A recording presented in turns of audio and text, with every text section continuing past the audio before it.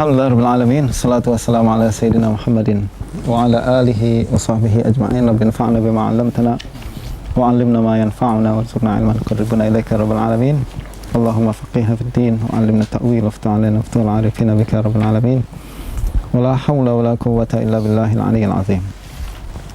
Qala al-Imam Abu Abdullah Az-Zahabi nafa'ana Allah bi 'ulumihi fid dharain amin. Imran ibn Husain ibn Ubaid ibn Khalaf Abu Nujaid Al-Khuza'i sahibu Rasulillah sallallahu alaihi wasallam. Bahasan kita dalam Tazkiratul Huffaz pada kali ini berbincang tentang sahabat Nabi bernama Imran ibn Husain. Beliau adalah Imran ibn Husain ibn Ubaid ibn Khalaf Abu Nujaid. Nujaid adalah anak beliau, anak Sayyidina Imran. Justru beliau disebut juga dengan Abu Nujaid Al-Khuza'i, sahibu Rasulillah sallallahu alaihi wasallam. Islamuhu waqta islami Abi Hurairah.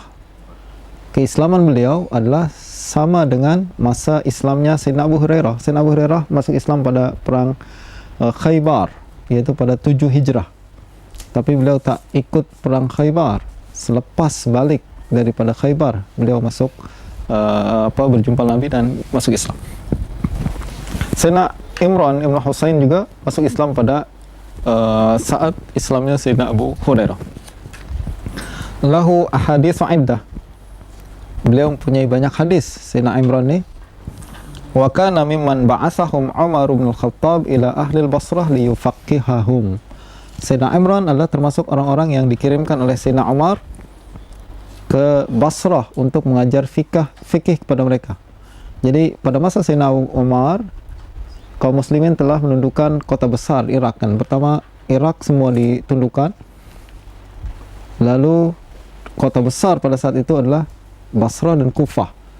Dan Sayyidina Umar kemudian mengirimkan orang-orang tertentu untuk mengajarkan ilmu agama, mengajarkan Quran dan mengajarkan semua yang diperlukan dalam kehidupan mereka. Antara lain ke Kufah dikirimkan Sayyidina, hari itu kita bincang Sayyidina Abdullah bin Mas'ud dan Hudzaifah bin Yaman, ya kan. Juga di Kufah ada Sayyidina Ali ibn Abi Thalib di akhir pemerintahan beliau. Nah, di Basrah juga Sayyidina Umar kirimkan Sayyidina Imran ibn Husain untuk liyufaqqihahum. Dan Sayyidina Imran adalah orang yang banyak ilmu, menunjukkan bahwa beliau punya ilmu banyak untuk menyebarkan ilmu di sana. Dulu kita juga tahu bagaimana Abu Darda dikirim ke Syam, terus Syam hidup dengan ilmu yang sangat banyak kan. Menunjukkan ilmu para sahabat itu di dada mereka. Punya ilmu yang sangat banyak, sampai berada di negeri manapun akan hidup ilmu tersebut. Dan pada masa Sayyidina Umar, Baghdad belum ada. Jadi belumlah ada Baghdad. Baghdad dibangun oleh Abu Ja'far Al-Mansur. Nanti selepas Muawiyah Bani Umayyah habis, digantikan oleh kekuasaan Bani Abbasiyah. Berpindah kekuasaan dari Khurasan, yang sebab asalnya di Syam kan, Bani Umayyah pindah ke Khurasan, lalu dipindahkan oleh Abu Ja'far Al-Mansur. Dia yang bangun sendiri Baghdad.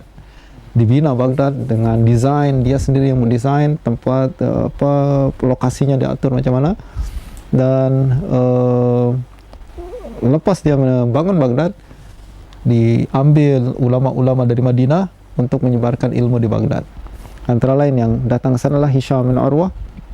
Antara lain juga adalah Muhammad bin Ishaq ibn Yasar, sahibul Maghazi, juga didatangkan ke Baghdad. Orang-orang seperti ini yang kemudian membangun Baghdad dengan keilmuan di sana. Sampai kita dengar ada ulama besar macam Ahmad al-Hanbal, Ali al-Madini, semua keluar di Baghdad. Itu. Jadi kita boleh bayangkan bahwa Baghdad sangat mudah sekali kan, berbanding kepada Basrah, berbanding dengan Kufah.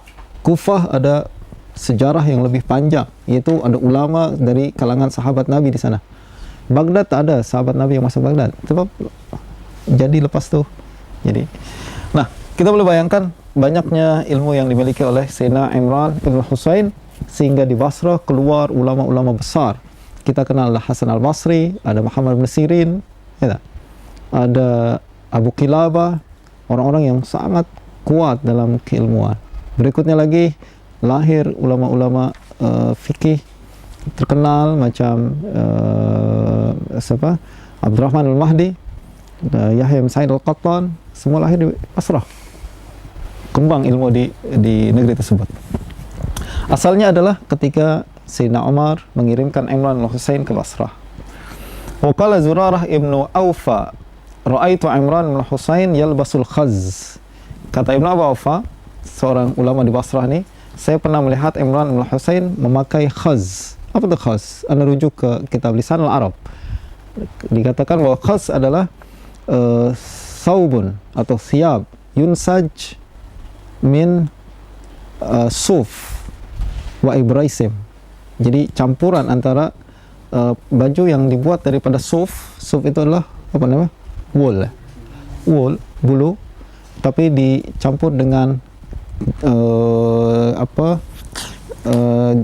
benang-benang sutra.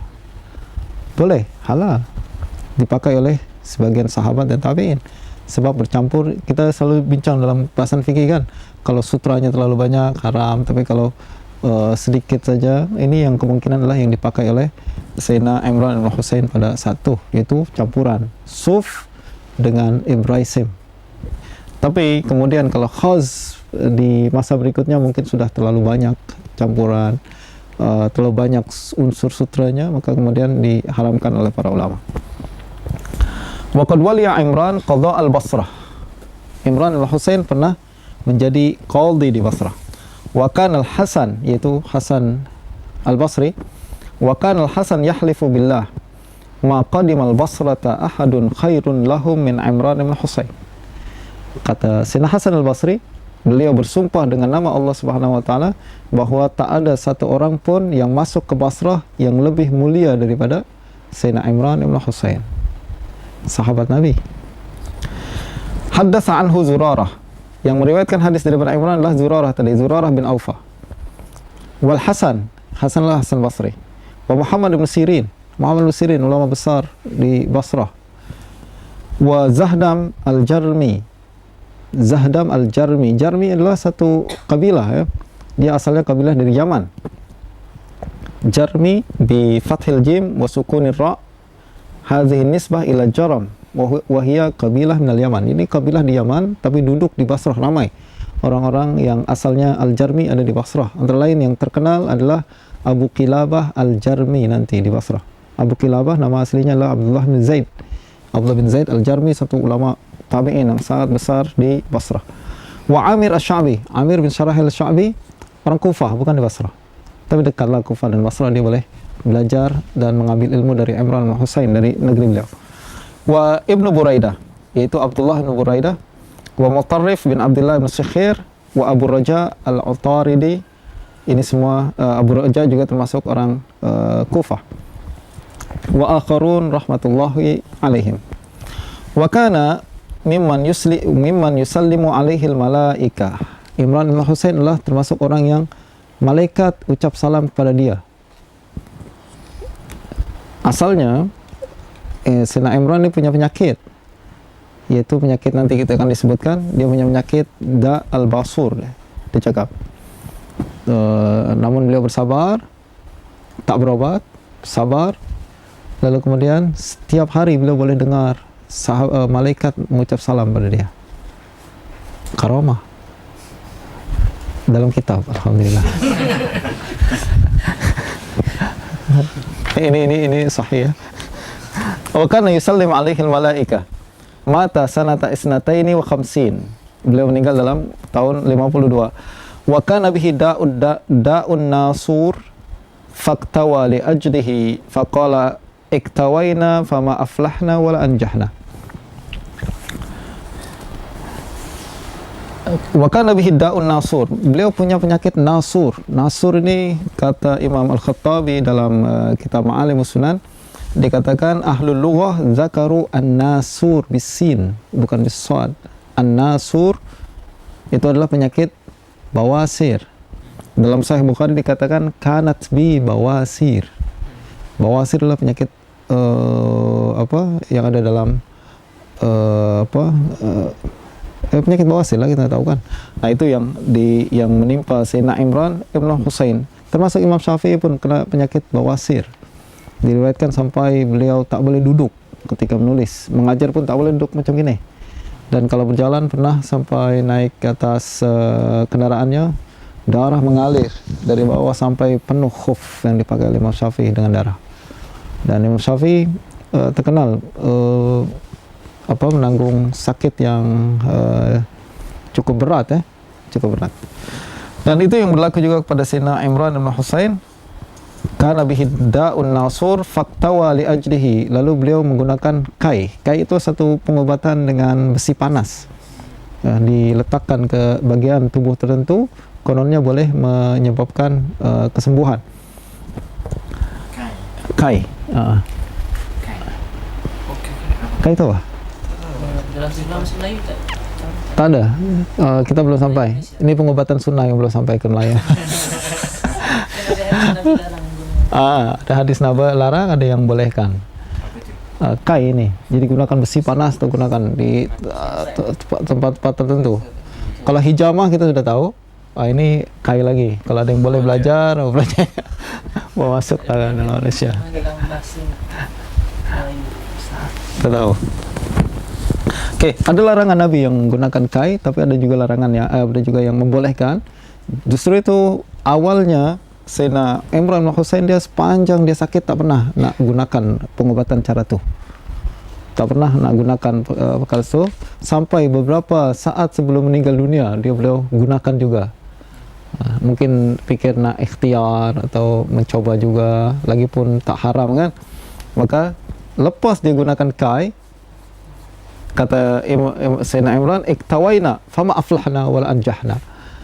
Kita pakai kai tak berjaya, kita sembuh pun tak, lalu beruntung pun tak. Maknanya lepas dia pakai, terus salam malaikat dah tak pernah didengar lagi. Malaikat dah tak lagi terdengar mengucapkan salam pada Sayyidina Imran ibn Husain. Warwina annahu lam maktawa in qata'a anhu taslim muddatan.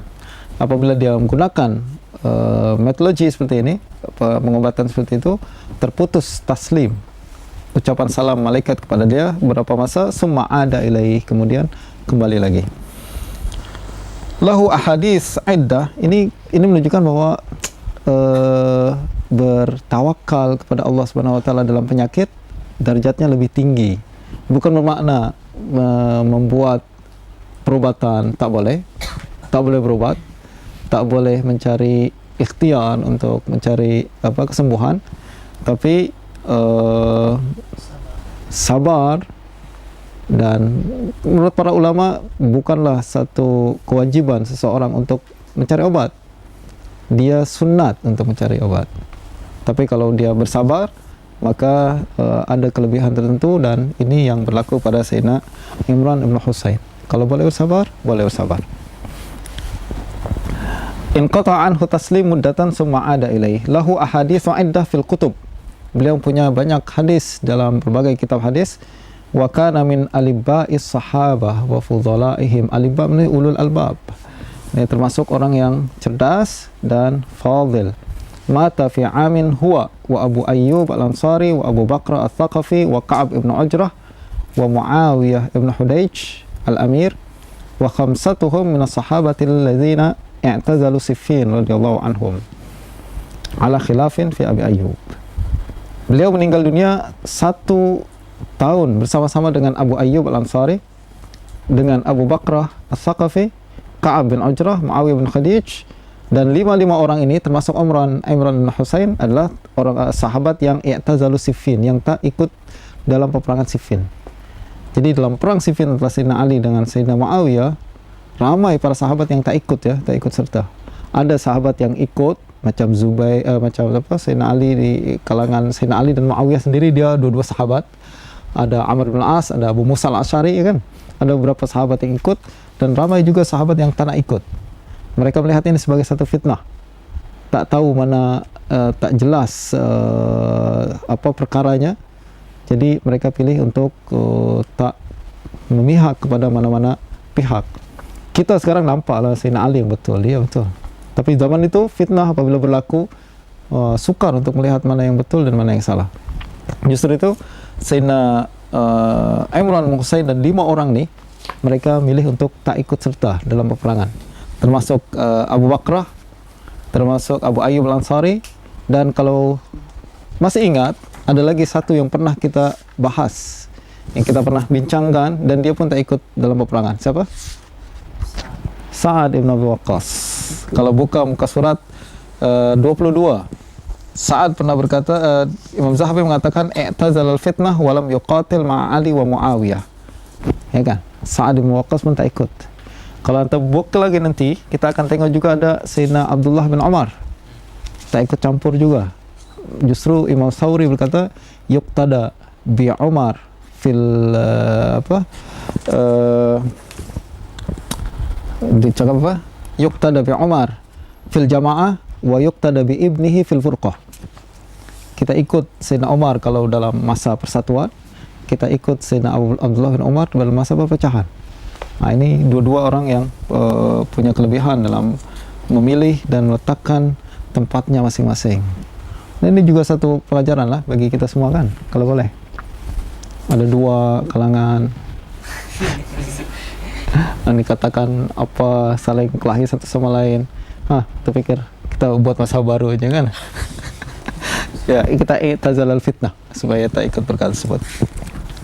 Oke. Lanjutkan Zaid ibn Thabit ibn Dhahhak ibn Zaid ibn Luzan. Kita pindah kepada Sayyidina Zaid ibn Thabit radhiyallahu anhu. Zaid ibn Thabit ibn Dhahhak ibn Zaid ibn Luzan ibn Amr bin Abd Auf ibn Ghanam ibn